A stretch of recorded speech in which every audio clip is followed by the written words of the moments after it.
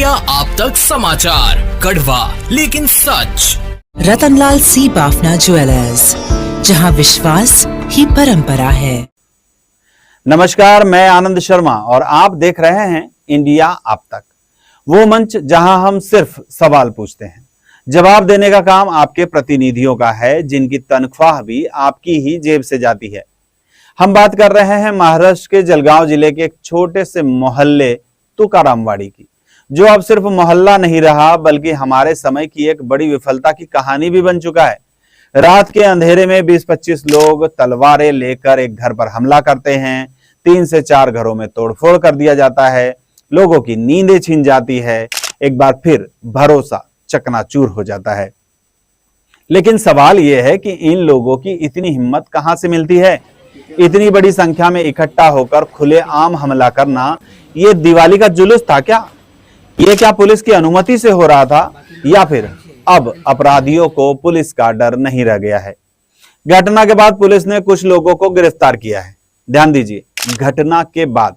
ठीक वैसे ही अक्सर हमारी पुलिस घटनाओं के बाद एक्टिव हो जाती है, प्रेस कॉन्फ्रेंस करती है और हम कुछ दिनों में सब कुछ भूल जाते हैं।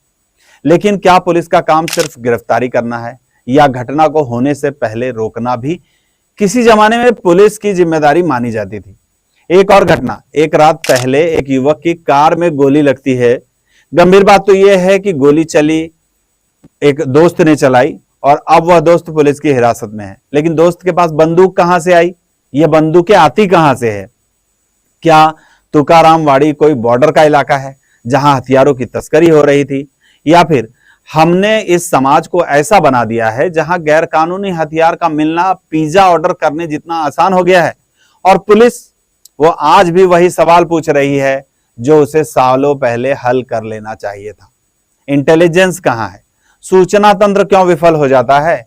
क्या अपराधियों को पहले ही भनक नहीं लगती? अपराधियों की पुलिस को? पुलिस तो बाद में आती है, पहले खून खराबा और तबाही का समय हो जाता है। तुकारामवाड़ी में तलवारें निकल कर आई, तलवारें लहराई गई और पुलिस कागजों पर केस दर्ज कर रही है। हम उस दौर में जी रहे हैं जहां घर से निकलने से ज्यादा डर अब घर के भीतर रहने लगने लगा है। ये खबर सिर्फ तुकारामवाड़ी की नहीं है, ये उस पूरे सिस्टम की खबर है जो लगातार सोता रहता है, जिसे अपराध की भनक नहीं लगती जब तक लहू न बह जाए। मैं आनंद शर्मा और आप देख रहे हैं इंडिया अब तक समाचार, जहां हम सवाल उठाते रहेंगे, क्योंकि सवाल पूछना ही अब देशभक्ति बन चुके हैं। जय हिंद। खानदेश का सबसे बड़ा फैशन हब, जहां वैरायटी में है दम, क्वालिटी में है गजब और डिजाइन में है जलवा। 75 साल का भरोसा, जलगांव का गर्व। शादी का जोड़ा हो या पारंपरिक पोशाक, सुरेश कलेक्शंस एंड क्रिएशन में हर लम्हा होगा यादगार। सुरेश कलेक्शन एंड क्रिएशन, 80 फुटी रिंग रोड, राधा कृष्ण नगर चौक, छत्रपति शिवाजी नगर, जलगांव। हे गाइस, ताज़ा खबरों के लिए लाल बटन दबाकर सब्सक्राइब करें और तुरंत खबर पाने के लिए घंटी के बटन को दबाएं।